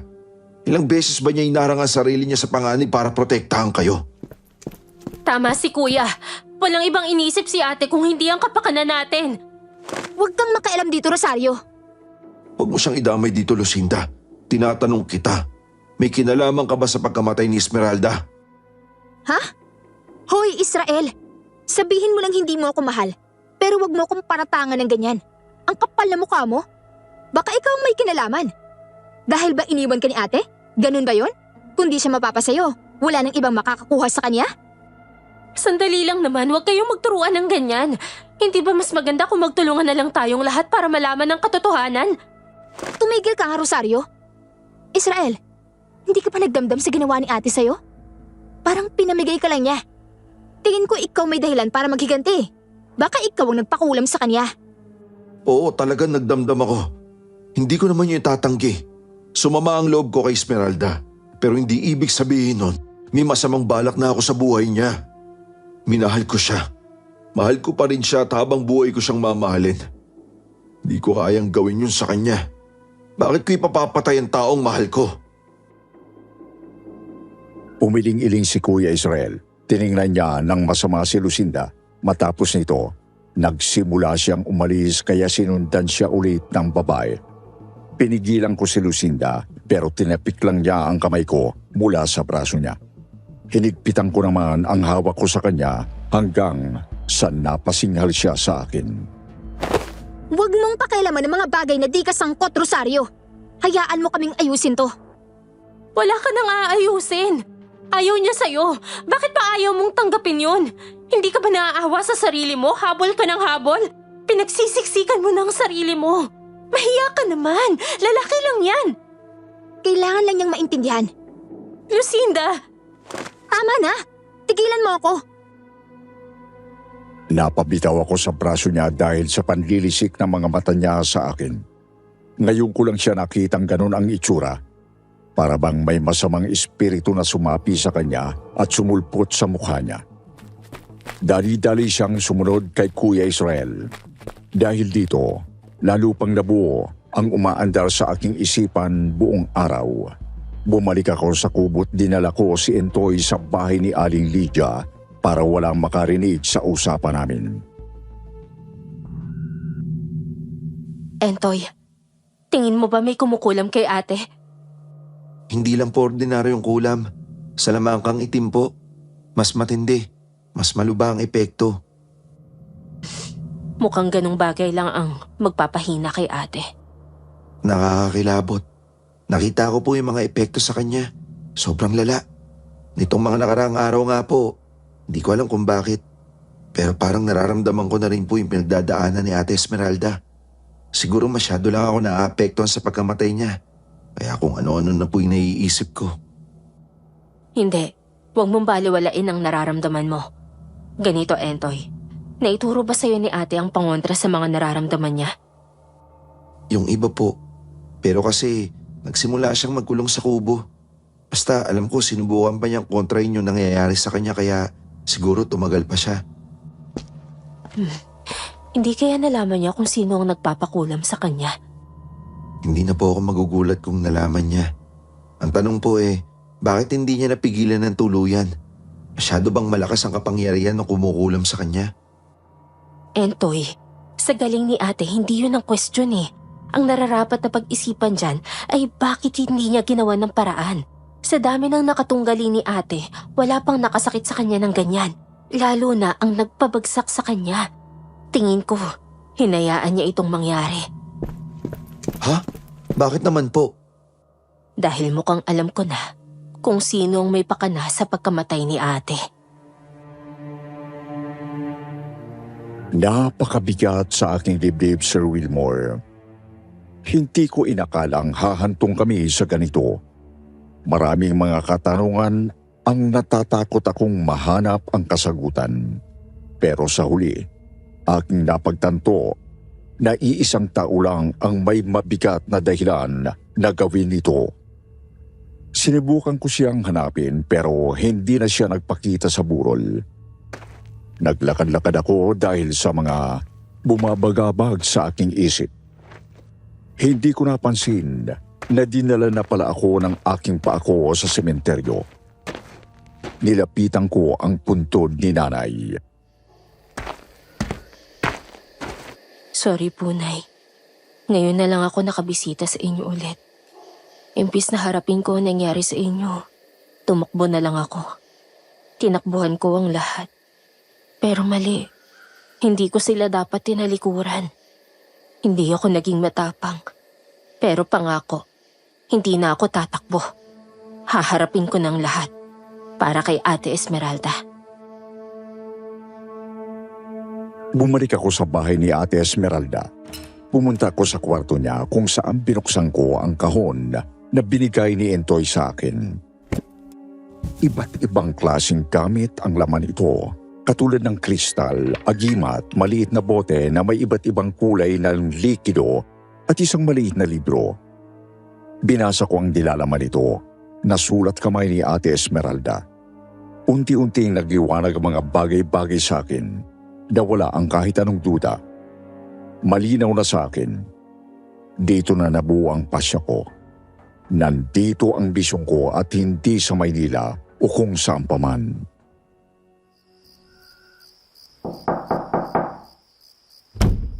Iha, pwede ba kitang makausap? May gusto sana akong sabihin eh. Bakit po? Ano po yun? Ayoko na sanang magsalita. Pero si Lucinda, hindi ko naman siya sinabihan sa nangyari kay Esmeralda pero parang alam na niya agad. Hindi nga siya nagulat eh. Hindi ba nakapagtataka yon? At akala ko matalik na magkakaibigan kayo. Pero ni isang patak ng luha, hindi ko pa nakikita sa kanya. Opo, napansin ko din. Habang nagkukwentuhan din kami sa mga alaala namin kasama si ate. Yung reaksyon niya talaga eh. Para bang may alam na siya sa nangyayari dito kahit hindi pa siya bumabalik sa baryo. Ano pong ibig niyong sabihin? Nung natagpuan ko si Esmeralda na walang buhay, nandito na rin si Lucinda noon. Dahil alam kong matatali kayo magkakaibigan, hindi ko pinag-isipan. Pero habang lumilipas ang araw at nakikita ko mga kinikilos niya, nakakapagduda. Ano pong ginagawa niya dito na natagpuan niyo? Sabi nga niya nandito siya sa baryo, pero hindi niya sinabi na nandito siya mismo sa bahay ni ate. Para kasing may hinahanap siya eh. At kahit natagpuan ko na si Esmeralda, para bang wala siyang pakialam? Kahit nakapurol ng kaibigan niya, mas interesado siya dito sa kubo ni Esmeralda. Napansin mo ba? May lihim siyang itinatago, panigurado. At alam ko na po ito. Binunyag ko kay Aling Lydia ang tumambad na lihim ni Lucinda sa akin nang pagtagpi-tagpiin ko ang lahat na nangyari. Hindi naman ito ikinagulat ng matanda at dito na niya inilabas ang isang manika. May kinalaman kaya ito sa ginawa niya kay Esmeralda? Natagpuan ko ito sa mga gamit niya pero hindi ko alam kung anong pakinabang nito. Nakita ko lang na kamukha ni Esmeralda kaya kinuha ko at nais ko ipakita sa'yo. Malamang yan po ang gamit niya pang kulam kay ate. Diyos ko, meron pang isa ron, Rosario. Pero itsura ng binata. Hindi ako sigurado kung sino ang kawangis. May ideya po ako. Baka kay Entoy. Naku, grabe na talaga si Lucinda. Sana hindi umabot na saktan niya ang iba katulad ng ginawa niya kay ate. Una pa lang kitang-kita naman ang matinding inggit at galit niya kay Esmeralda. Pero hindi ko lubos maisip na hahantong sa ganito. Kahit kailan hindi ko naisip na sasaktan niya ng ganyan si ate. Dahil mabait kang tao, ayaw mong pag-isipan ng masama ang kapwa mo lalo na kaibigan. Pero may edad na ako, iha. Alam kong itsura ng taong may tanim na galit. Siguro ayaw ko tanggapin na may lamat ang pagkakaibigan naming tatlo. Kasi kahit dati naman, kapag may napagtagumpayan si ate, kitang-kita ko lagi ang mukha ni Lucinda. Nakasimangot siya. At lagi niyang ikinukumpara ang sarili niya kay ate Esmeralda. Hindi talaga maganda magkaroon ng inggit sa kapwa. Sana nag-focus na lang siya sa sarili niya. Mahusay din naman si Lucinda. Iba-iba lagi ang diskarte ng bawat manggagamot. Pero imbis na sarili niya ang asikasuhin niya, lagi siyang nakamanman kay ate hanggang sumabog na siguro mga kinikimkim niyang sama ng loob. Lalo na nang makita niyang ayaw pa rin siya ni Kuya Israel kahit na ano ang gawin niya. Ay, napakasama ng ugali. Dinispatcha niya sa Esmeralda para lang mapasa kanya ang isang lalaki. Halangang bituka. Opo, pero tingin ko hindi lang dahil doon. Meron pa siyang ibang dahilan at may kinalaman ito sa mga gamit ni ate. Ang mga lihim ng mga manggagamot. Ipadampot na natin siya sa pulis. Dapat sa ganyang tao mabulok sa kulungan eh. Opo, yun talaga ang dapat. Kaso mahirap pong patunayan ng krimen na ginawa niya dahil lang sa kutob natin at sa isang manika. Kailangan lang natin ng mas matinding ebidensya. Eh, anong balak mong gawin? Hindi siya pwedeng makatunog na pinaghihinalaan natin siya. Kasi baka sa isang iglap, bigla siyang tumakas. Kailangan mahuli natin siya at makita ng mga tao ang kasamaan niya para matindi ang ebidensya. Paano natin siya mahuhuli? Pabulong kong sinabi kay Aling Lydia ang aking plano na sinang-ayunan naman niya. Nag-alok din siya ng tulong at nangakong hihikayatin si Entoy na kausapin ang ibang manggagamot para tumulong sa amin. Paglabas namin ng kwarto, tumambad sa amin ang kaguluhan sa labas ng kubo. Si Lucinda tinatalakan si Entoy. Nanlilisik ang mga mata nito at dinuduro ang binata. Hindi pa tayo tapos. Kala mo kung sino ka, ah? May araw ka rin sa akin. May kalalagyan ka ding bata ka. Anong nangyayari dito? Wala. Entoy? Sinabi ko na nga wala akong alam sa mga gamit ni Ate Esmeralda eh. Pinipiga po niya ako. Ano bang hinahanap mo, Lucinda? Gumagawa ka ng gulo. Dito pa sa burol ni ate. May tinatanong na naman ako dyan kay Entoy. Sinasagot ako ng pabalang? Hoy, ikaw! Kala mo kung sino ka na? Porket ikaw yung hinahangaan dito, kala mo big time ka na? Wala ka pang alam kumpara sa amin. Wala ka pa sa kalingkingan ng kaalaman namin, kaya wag lalaki yung ulo mo, ha? Hindi naman po sa ganun. Ayaw nyo lang tanggapin yung sagot ko eh. Tama na, tumahimik ka! Napaurong si Entoy sa kakaibang boses ni Lucinda nang sumigaw siya. Mas malalim at puno ng galit ito, parang hindi boses ng tao. Nagkatinginan kami ni Aling Lydia at hinata ko na lang si Entoy. Lucinda, kumalma muna tayong lahat. Nakapag-usap na ba kayo ni Kuya Israel? Hindi, di ko naabutan. Kaya pala. Dumaan kasi siya dito kanina. Sabi niya magkita daw kayo sa bahay niya para makapag-usap kayo. Talaga? Paano? Di ko siya nakitang bumalik dito. Baka nagkasali silang kayo. Yun ang sabi niya eh, magkita daw kayo. Ano, ayaw mo ba?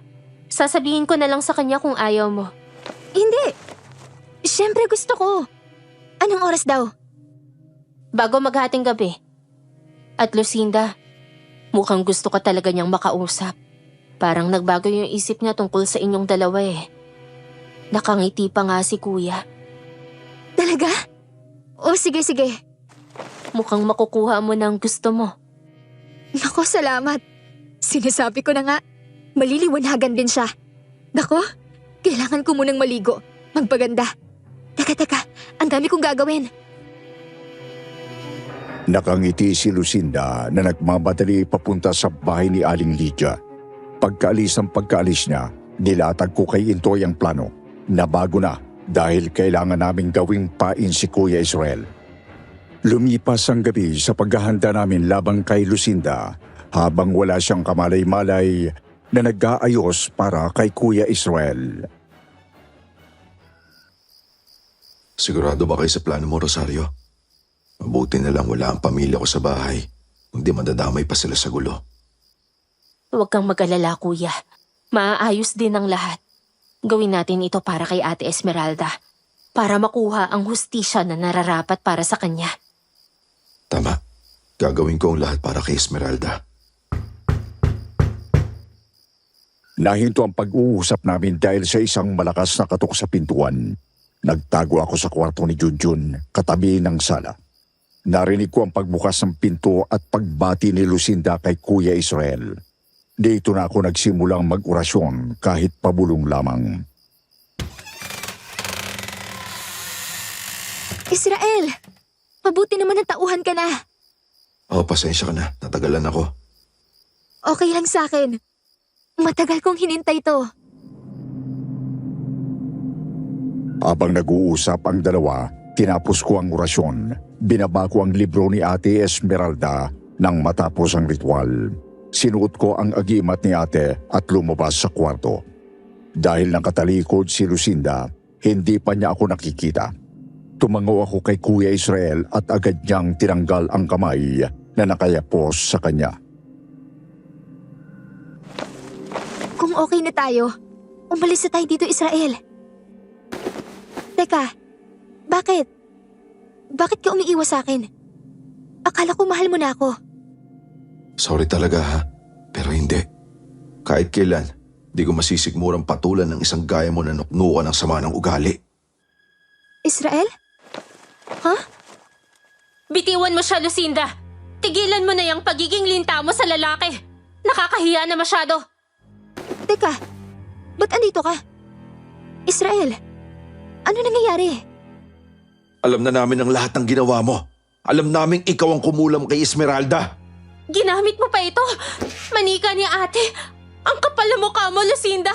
Ginamitan mo ng itim na mahika si ate! Si ate pa na walang ginawa kundi alagaan tayo! Niloko?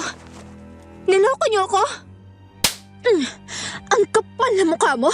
Matapos mo akong paasahin buong buhay ko? Binigay ka na nga sa akin ni ate, pero ayaw mo pa rin?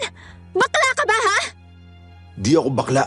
Kinasusuklaman lang kita dahil ang pangit ng ugali mo. Pagsisisihan niyo to! Kayong dalawa, Magsisisi kayo na niloko niyo ako! Akala mo ikaw lang ang pwedeng maloko? Akala mo hindi namin malalaman ang mga ginawa mo? Ikaw ang makapalang muka. Nagpunta ka pa talaga at nagbantay sa puro ng taong pinatay mo.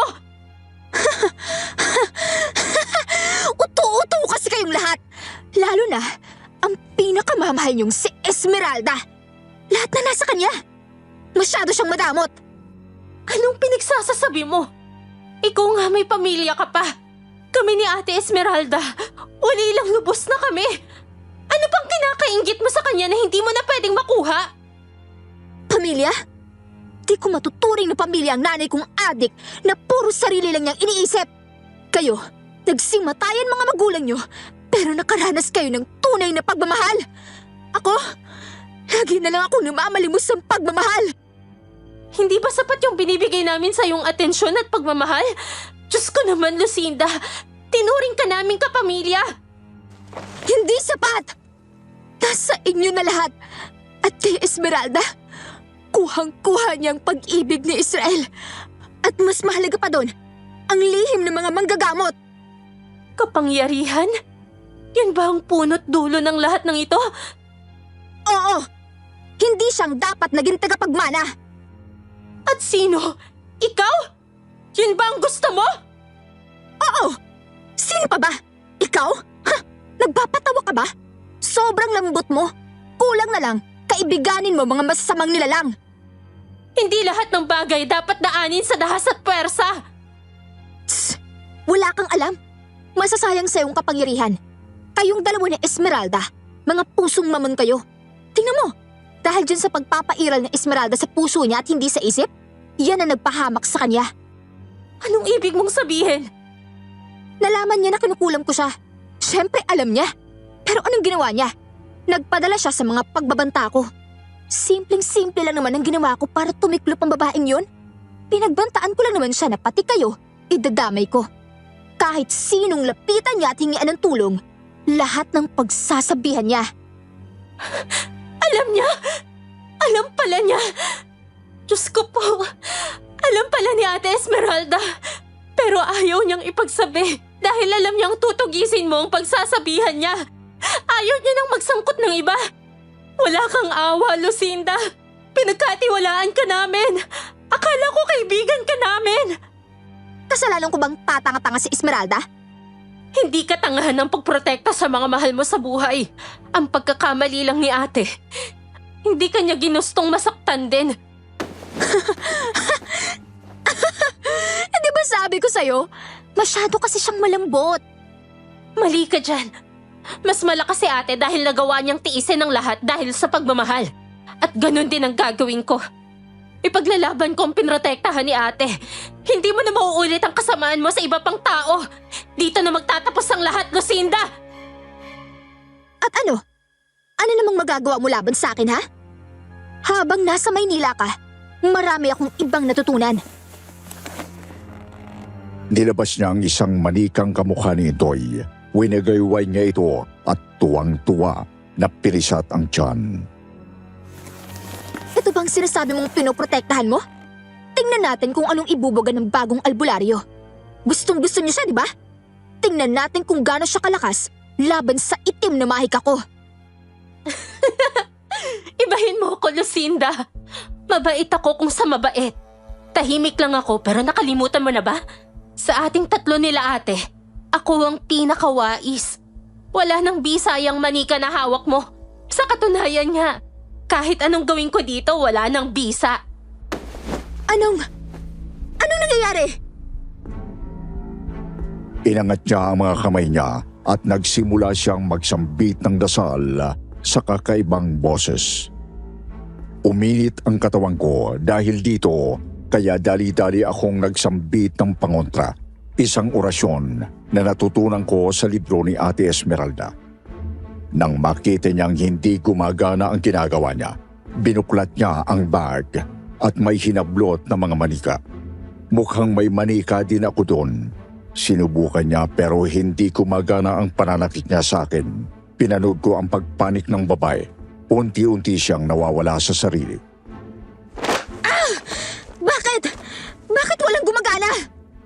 Ang buong bahay na ito, napapalibutan ng proteksyon ng mga gamit na iniwan ni ate. Isang ritual ang naganap dito kanina. Isang ritual na sinisiguradong wala ka ng masasaktan na inosenteng mga tao. Hindi mo napansin. Pero nang pumasok ka dito, sumunod ang mga estudyante ni Ate Esmeralda. Lahat sila nakapalibot dito sa bahay ngayon. Nandyan lang sila sa labas. Lahat kami nagtutulong-tulong para magapi ka. Ang kakapal na mukha ng mga asungot na bata! Lasan sila? Pumasok kayo dito nang makatikim kayo ng totoong kapangyarihan ng salamangkang itim ko! Huwag mo nang subukan. At ang kapangyarihan na minimithi mo, napasakin na. Alam ko ang lihim at nagamit ko na ito laban sa'yo. Hindi ikaw! Hindi ikaw ang dapat na tagapagmana! Ako! Ako! Dahil hindi na niya magamit ang itim na mahika niya, minabuti niyang sugurin ako. Nagawa niya akong sabunutan pero hinawi ko lang siya. Napanaba siya sa sahig. Sinubukan niyang lumabas ng bahay pero hinata ko siya pabalik. Ayokong tumulad sa'yo. Hindi ako nananakit ng kapwa. Hindi kita papatulan. Pwes ibayin mo ako, Rosario. Dahil ako, papatol ako sa babae sa pagkakataong to. Para yan kay Esmeralda. Hayop kang babae ka. Mabulo ka sana sa kulungan. Napuruhan si Lucinda, Sir Wilmore. Wala siyang malay sa sahig nang arestuhin ng mga pulis. Nakalikom kami ng sapat na ebidensya lalo na nang may mga saksi sa kanyang pag-amin na siya ang dahilan ng pagkamatay ni Ate Esmeralda. Nailibing ng maayos si Ate Esmeralda. Walang nangyaring aberya sa napakaraming lumagsa para gunitain ang kanyang buhay. Dahil sa pagkakakulong ni Lucinda, kahit papano nakatulong ang hustisya sa pagtanggap sa pagpanaw ni ate. Napakasakit pa rin pero mas mainam na natuldo ka na ang misteryo. Sana makahanap ng kapayapaan si ate. Ate Esmeralda, patawarin mo ko't nahuli na ako. Salamat po para sa lahat ng ginawa mo para sa amin. Ay, huwag kang mag-alala, Rosario. Sigurado kung masaya si ate mo sa hustisyang binigay mo sa kanya. Huwag mo nang sisihin ang sarili mo sa pagkamatay niya. May sariling isip si Esmeralda. Desisyon niyang ialay ang buhay para sa iba. Kahit kailan naman, laging serbisyo sa ibang layunin niya. Napagiganti mo si ate. Ang galing mo po doon, Ate Rosario. Hindi lang ako. Nagtulungan tayong lahat. At hindi lang paghiganti ang hangad ko. Gusto ko mabalik ang balanse ng mga kapangyarihan ng mga albularyo dito sa ating lugar. Hindi na ako makakapayag na may gagamit pa ng itim na mahika para makapanakit ng kapwa. Ang ibig bang sabihin yan? Mananalagi ka na rito? Opo, ipagpapatuloy ko ang misyon ni Ate Esmeralda. Papanatilihin ko ang tradisyon ng pagtuturo ng kapangyarihang nakakatulong sa lahat para maisali ng maayos sa mga bagong henerasyon ng manggagamot. Naging katuwang ko si Entoy sa aking layunin. Naging mahusay siyang albularyo at isa sa mga tinitingala ng lahat. Nanirahan ako kay Aling Lydia para masamahan ang matanda. Si Kuya Israel naman ay tuluyan ang namuhay sa ibang bansa para sa panibagong panimula. Matapos ang sentensya ni Lucinda, ipinatapon siya sa malayong lugar upang hindi makapaminsala pa. Sabi ni Warden, umayos naman daw ang ugali ni Lucinda. Marahil na pagtanto niya ang mga kasalanan niya sa loob ng mahabang panahon sa kulungan. May nakuha kong liham galing sa kanya ng panahong ito. Nangako siyang magbabalik upang humingi ng tawad. Panalangin ko na lang ay tutuhanin niyang nagsisi na talaga siya. Kung hindi naman, handa kami nila Intoy at ang buong samahan laban sa kahit anong kasamaan laban sa amin.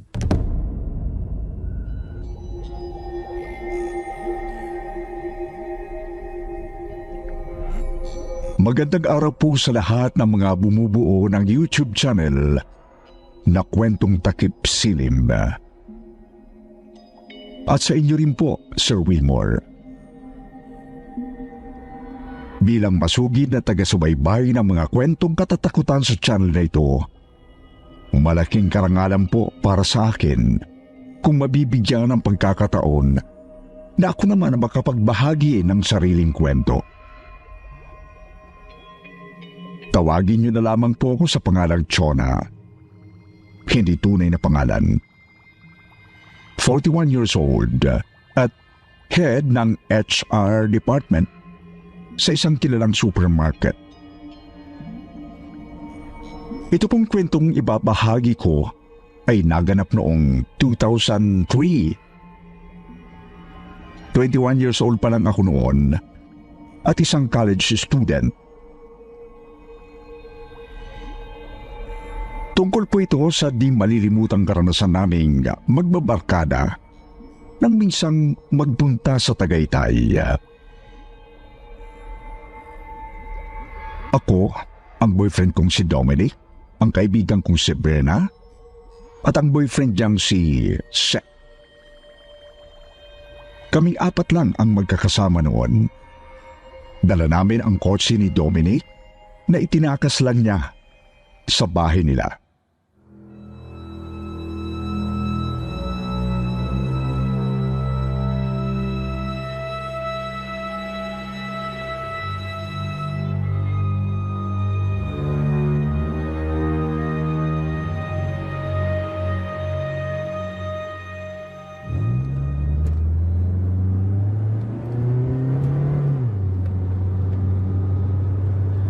Dominic, ihinto mo. Iihiro si Seth. Sige na, babe. Huwag ka nang magpigil. Ayoko. Gagi, iihi na lang ako sa shorts kesa dito. Para kang tanga. Ang liwa-liwanag, anong kinakatakot mo? Ayoko nga.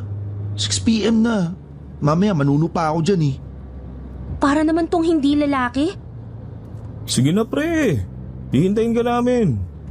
Ulul, kilala kita. Hoy, tanga ka. Masamang magpigil ng ihi. Parang mas masama naman yatang maiwan dito, no? Napakaduwag nitong gago na to. Hindi ka naman namin iiwan. Binibiro ka lang. Ay nako, Berna. Bear na lang tawag oh. Yari tayo dyan. Ganon, Seth. Patay ka. Mukhang may mag-aaway pa oh. Gusto mo nang maging single ulit? Hoy, tama na. Nakakaya sa mga nadadaanan natin, oh. Parang mas maingay pa tayo sa makina ng kotse ni Dominic eh. Umihi ka na kasi. Diyan oh, sa may poste. Wag na, malapit na naman eh. Malayo pa. Hindi, malapit na talaga. See? Dito na ba? Yup. Pero dun pa tayo sa kabilang gate. Maganda ba yung rest house? Oo, saka malaki rin. Oo, malaki. Medyo may pagka-American yung design ng bahay niya eh. Saka 3 yung kwarto. 3? Ay, dapat pala sinama na natin sila Kuya Victor. Nagtatanong pa naman nung nakaraan. Pwede. Kaso sa sala sila matutulog. Ay, bakit? Bawal kasing buksan yung isang kwarto. Yung sa master's bedroom. Ay, really? Bakit naman? Maybe it's exclusive for its owner. Something like that. Yun din daw ang bilin sa caretaker eh. Pero mas okay naman siya kaysa sa iba naming inocular ni Seth. Yung iba kasi magagamit mo lahat ng kwarto, kaso ang mahal. Ito sulit na. Saka mas tahimik kasi medyo dulo na to eh. Malayo sa kalsada. Oh babe, tahimik daw. Alam mo na ha? Mukha mo, no? Sino may sabing magtatabi tayo? Kami ni Chona ang magkasama sa kwarto.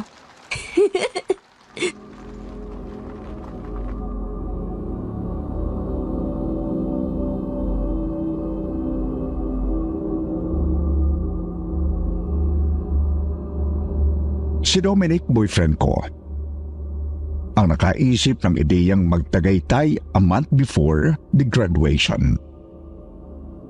Baka raw kasi maging busy na kami pare-pareho kapag nagkaroon na ng kanya-kanyang trabaho. Sa isang rest house na nasa kilalang village sa Tagaytay kami nagtungo. Magandang lugar, payapa, tahimik at halatang mayayaman ang mga nakatira.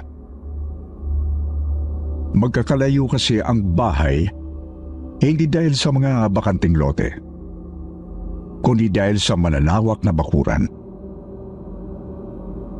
6:00 pasado na nang makarating kami sa rest house na inupahan namin. Dito kami magpapalipas ng 2 gabi habang dililibot ang buong Tagaytay sa 3 araw na dadaan.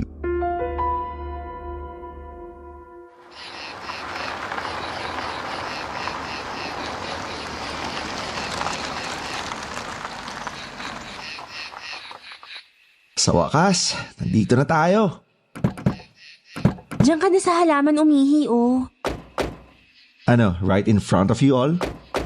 Eh di dun sa pader sa kabila. Timang to. Oo nga, no? Teka, ihi muna ako. Ang lamig dito compared sa Manila. Kaya nga eh. Parang ang sarap tumira dito. Wait lang ha. Tatawagin natin yung caretaker. Mang Boy? Mang Boy? Walang tao? Alam ba na ngayon tayo darating? Oo. Kalahati na down natin eh. Baka nakatulog lang. Mang Boy? Ay! Ayun oh, may tao sa taas. Nasaan? Nandyan, sumilip sa kurtina. Mang Boy? Baka bumaba na. Hintayin natin.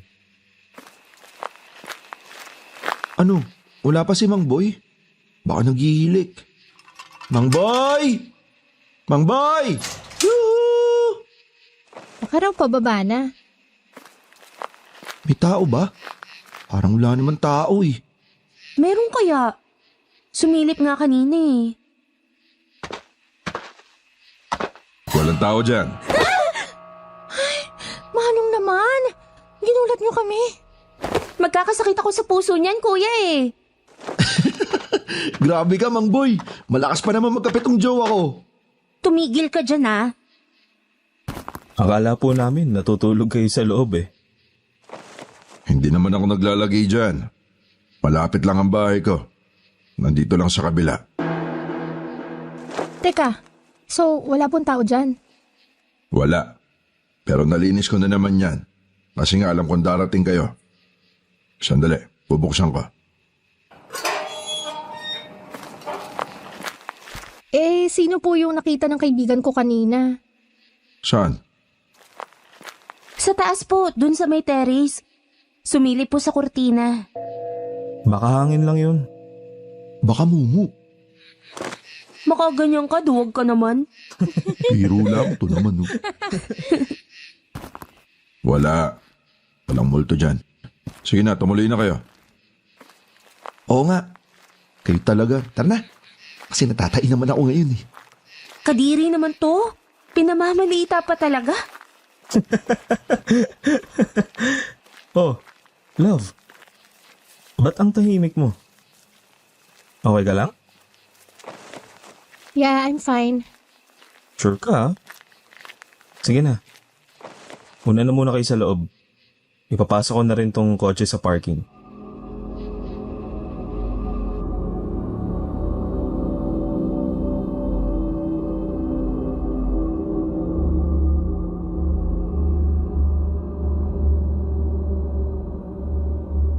Hindi naman nakakatakot ang ambience ng bahay sa totoo lang. Maganda nga ang disenyo nito, Sir Wilmore. Para mga tipikal na bahay sa Hollywood movies. Malapit sa gate nito ang bahay. Pero malawak ang likuran dahil naroon ang garden. Maaliwalas din hanggang sa loob. Maluwag ang sala. At may attic kung saan may 2 pang kwarto at terrace naman sa itaas na may magandang view dahil tanaw ang malawak na village. Kay Berna nagsimulang magkatakutan Ewan ko ba, Sir Wilmore? Pero sa totoo lang, noon pa man, kahit sa school, ay lapitin na talaga siya ng mga nagpaparamdam.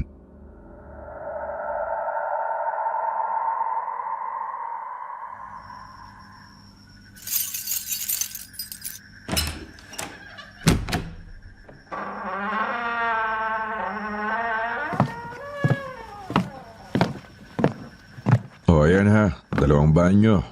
Meron dito sa baba, meron sa taas. Banda dyan sa papuntang kusina may paliguan. 3 ang kwarto rito. 1 rito sa baba, 2 sa taas. Pwede niyong gamitin lahat. Ingatan niyo lang. Tsaka pwede niyong gamitin yung 2 kwarto sa taas. Huwag lang yung master's bedroom dito sa baba. Sinabi ko na kila Dominic yan. Iyo, ikaw nang bahala ha. Opo, Mang Boy. Salamat po. Halis na ako. Maiwan ko na kayo dyan. Salamat po, Mang Boy.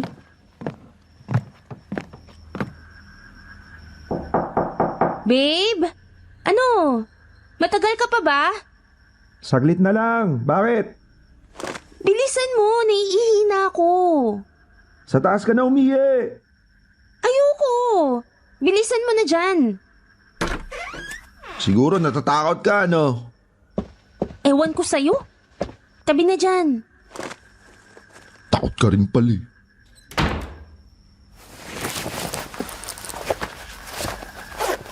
Babe, walang ilaw? Meron. Nandiyan sa gilid yung switch ha. Wala nga. Paano wala? Walang bumbilya dito. Ha? Paano mangyayari yun eh? Kagagaling ko lang dyan. Bakit? Anong problema, Berna? Magsi-CR sana ako kaso wala palang bumbilya. Imposible. Kasi may ilaw kanina nung ako gumamit niyan. Ang weird naman. Oh, wag na kayo magtakutan. Pababalikin ko na lang si Mang Boy. Baka may ekstrang bumbilya.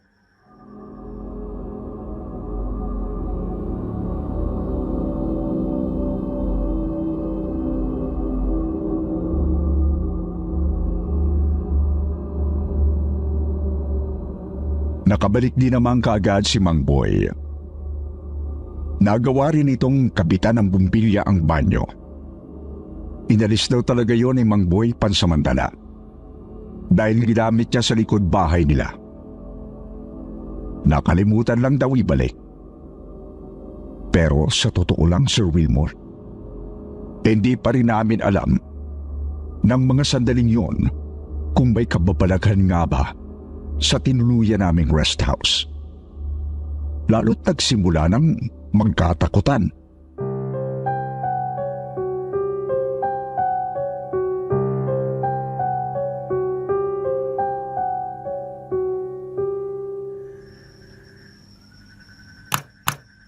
O yan, may ilaw na. Halis na ako ulit, Dominic. Seth, iyo. Bay, huwag mo naman takutin ang mga kasama mo. Maloko talaga yan ako na hong bahala. Maraming salamat po ulit, Mang Boy. O siya, dyan na kayo.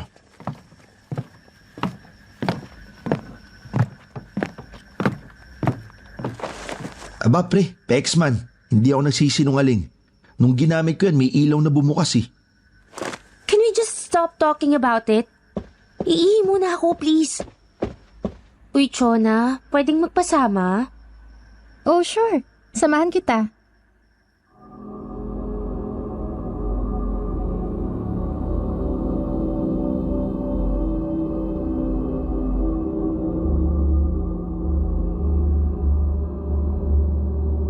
Kinagabihan, bandang 10 p.m., nagkayayaan na uminom dahil nagdala ng in-can na beer sina Chef at Berna. Yung dalawang lalaki ang taya sa paggawa ng pulutan. Habang kami ni Berna, nanonood kami noon ng bubble gum sa sala. Tawa ng tawa.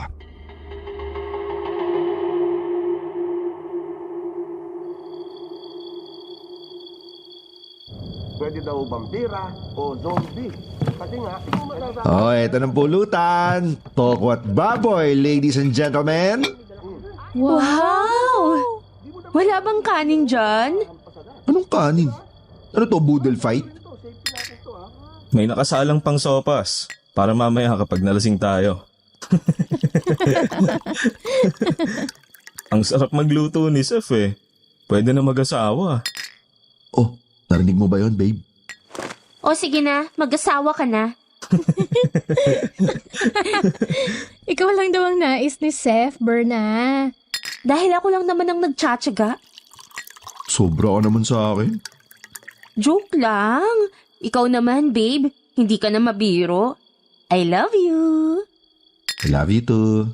Ayaw mo pa magpakasal? Ayoko pa. Eh, i-advance na lang natin yung honeymoon. Mukha mo, no? Pre, payag daw si Berna. Basta dyan ka sa master's bedroom matutulog. Wag na pala. Okay na sa aking umuwing virgin. Virgin mo mukha mo. Bakit parang feeling ko may alam kayo na hindi namin alam tungkol sa master's bedroom na yan? Wala naman. Nagkakatakutan lang. Duwag kasi si Seth eh. Pero seryoso, tingin nyo, bakit kaya bawal sa master's bedroom na yan? Kasi nga kwarto yan ng may-ari. Pangit naman kung ginagamit ng iba-ibang tao, di ba? Can I share something? Sure. Uy, baka nakakatakot yan, ha? Kanina kasi, di ba nag-shower ako dyan sa bathroom na papunta sa may kusina? May connecting door pala roon papunta sa master's bedroom. Unlike this door outside, walang padlock. Doorknob lang. I tried opening kasi baka mamaya hindi nakalock. Hindi ako komportabling maghubad na may pintong bukas, syempre. Sarado naman siya. Tapos, habang nagsa-shower ako, parang may pumipihit ng knob galing sa kabilang room. Alam niyo yun? Yung parang may nagtatry kung nakalock o hindi. Oh, sa Manila na yata ako maliligo. Oh no, I have an experience too. Kanina rin, nung nag-shower ako, nagbubukas sara yung faucet. Iniisip ko na baka mahina lang yung pressure, kaya binaliwala ako kahit natatakot na rin ako. There's an explanation with that. Yung kay Berna, tama siya sa assumption niya. Medyo mahina talaga ang pressure ng mga tubig dito sa Tagaytay. Karaniwang problema yan. Yung sa'yo, love, possibly medyo luma na at loose na yung knob. Nung sinubukan mong buksan, siguro medyo umipit. Kaya medyo tumunog nung naliligo ka na. Tapos akala mo may pumipihit. Eh paano kung... Seth, hindi tayo nagpunta dito para ma-stress sa ghost stories. Nag-a-unwind tayo. Pero alam mo, Dom, nagsisimula na akong ma-curious sa kwarto na yan eh. Anong meron sa loob? Tsaka anong kwento ng kwartong yan? Pagdating pa lang natin, may nagparamdam na kay Berna sa terrace. Ay, come on guys. Can't we just enjoy how peaceful this place is? Sayang naman yung moment kung magtatakutan lang tayo. We're just curious, Dom. Ano bang kwento ng bahay na to? Anong kwento ng mga may-ari? Tsaka nasaan sila? Tapos bakit nila iniwan to? Nasabi ko na to last week after ng ocular namin ni Seth. Yung mag-asawang may-ari ng bahay na to, nag-migrate sa US. Rest house na lang nila to. At para may income pa rin na mag-generate, lalo na't may pinasasahod na caretaker, they decided na parentahan sa mga naghahanap ng matutuluyan dito sa Tagaytay. Okay? So basically, this house is not abandoned. They're not keeping any secrets. This is not a classic horror movie. Maybe yung master's bedroom, nandyan yung mga valuable items ng pamilya. That's why we're reminded to keep our hands off of it. Luto na yata yung sopas. Sino pwedeng sumama sa akin? Tara, buksan natin yung master's bedroom.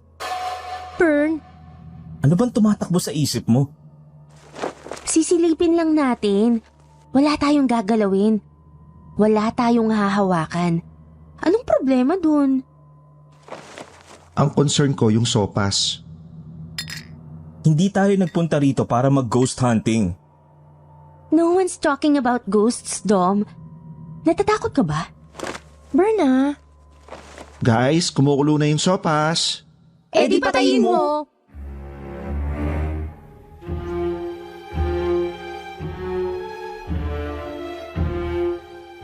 Hindi ko alam kung ano ang pumasok sa isip ni Berna nung mga sandaling yon, Sir Wilmore.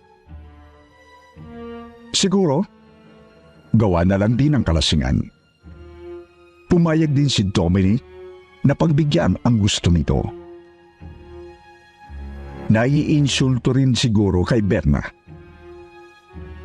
Ewan ko ba? Sa dami ng bawal na pwedeng gawin, yung pang binili ni Mang Boy ang sinuway namin.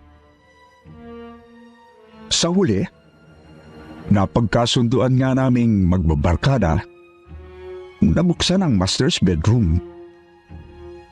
Dahil nakapadlock yung primary access na malapit sa sala, doon kami sa connecting door na nasa loob ng bathroom dumaan.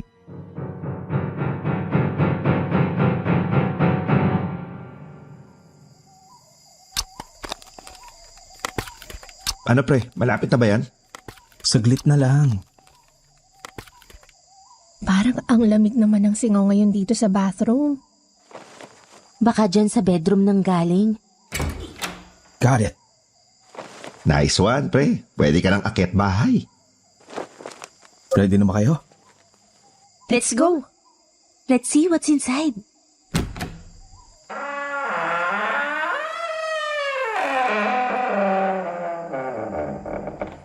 Oh, shh! Oh my God. Sabi ni, Uwian na.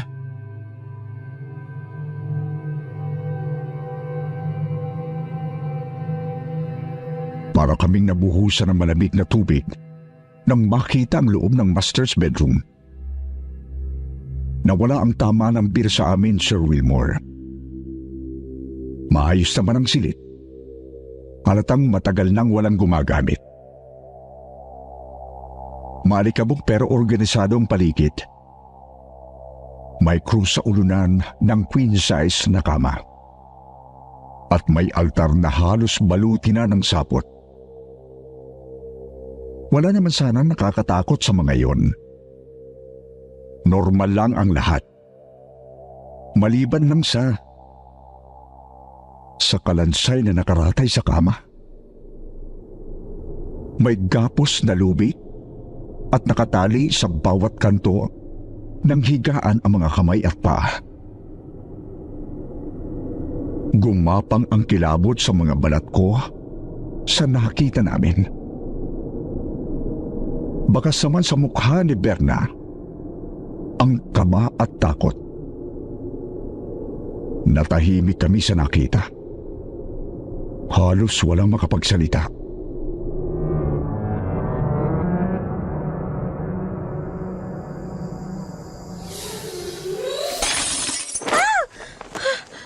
Ano yun? Pre, pacheck nga. Bakit ako? sisilip ka lang sa pinto eh. Ako na nga.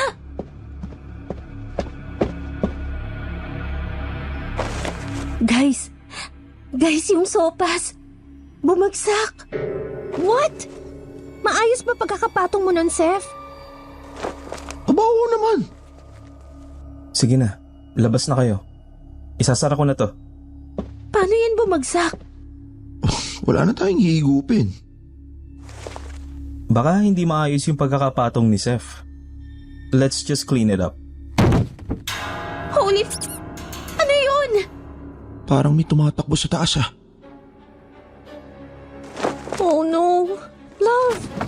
Guys, labas na!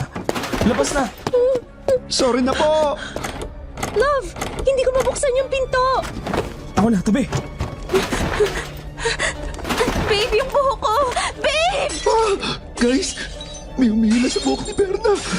Ano ka ba? Tulungan mo si Berna! Berna! Ayoko sa dilim.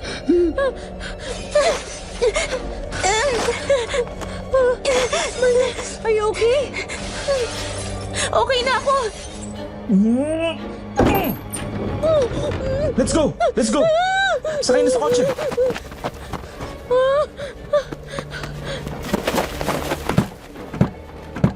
Seth, buksan mo yung gate!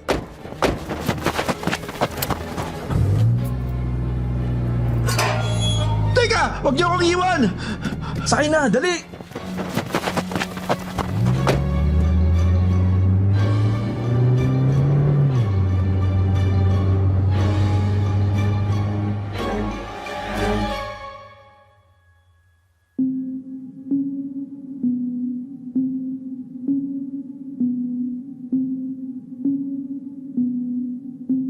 Nung sumunod na taon lang din na yon, Sir Wilmore. Pagkatapos graduate, ay naghiwalay na kami ni Dominic. Habang sina Sep at Berna, bagamat nagkaroon ng anak, ay hindi rin nakasal at hindi rin naman nagkatuluyan. May mga pagkakataon pa rin na nagkikita kami ni Berna. Nagkakakwentuhan. Napag-usapan namin minsan ang karanasan sa nasabing rest house sa Tagaytay. Napapaisip pa nga kami kung bakit hindi man lang kami tinuntak ni Mang Boy. Kahit na iniwan namin magulo ang loob ng bahay dahil sa nangyari noong hating gabi na yon. Hindi ko alam kung ano bang aral ang napulot namin sa pangyayaring yon. Malaking tanong pa rin sa isip namin kung ano ang kwento ng kalaysay na yon at bakit siya nakatali sa kama. Pero sabi ni Sep noon, dapat daw hindi na lang namin binuksan dahil mukhang may nagambala kami. Sabi naman ni Berna, parang mas nakakatakot naman yata kung nagpalipas kami ng gabi sa rest house na walang kamalay-malay na may nakahimlay pala sa loob ng nasabing master's bedroom. Kung nagkataon, walang pinagkaiba yon sa pagtulog sa tabi ng isang pangtod.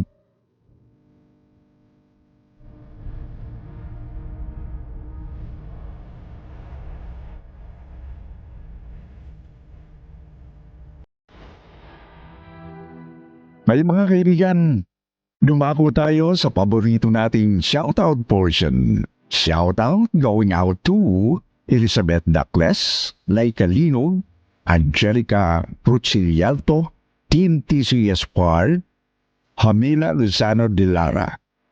I am Mars, Athena Lee, Ronel Pumahan, Rosie de Mesa, Virginia Bongo. At ngayon mga kaibigan, magbabasa naman tayo ng pinakamagandang comment galing kay Malu Kulansa at Virginia. Sabi ni Malu, lagi akong nakikinig dito. Ang gaganda kasi ng mga kwentong padala ng mga sender. Habang naglilinis ang bahay o nagluluto, naglalaba, nakikinig ako. Sana minsan karanasan ko naman ang mapapakinggan ko dito sa channel ninyo. God bless po sa channel at sa mga nakikinig. At sabi naman ni Virginia, hi po kwentong takip silim at sityo bangot. Ang ganda talaga ng mga makatotohanang kwento at ang gagaling ng mga narrator. God bless us all from Bahrain. Sa mga hindi naman nabanggit, sa susunod na lang po, huwag niyo pong kalilibutang mag-reply sa ating shoutout box na nasa comment section para ma-shoutout ang pangalan ninyo. Muli po, mula sa bumubuo ng kwentong takip silim at sityo bangot, ito ang inyong lingkod, Sir Wilmore Plupino. Nagpapasalamat.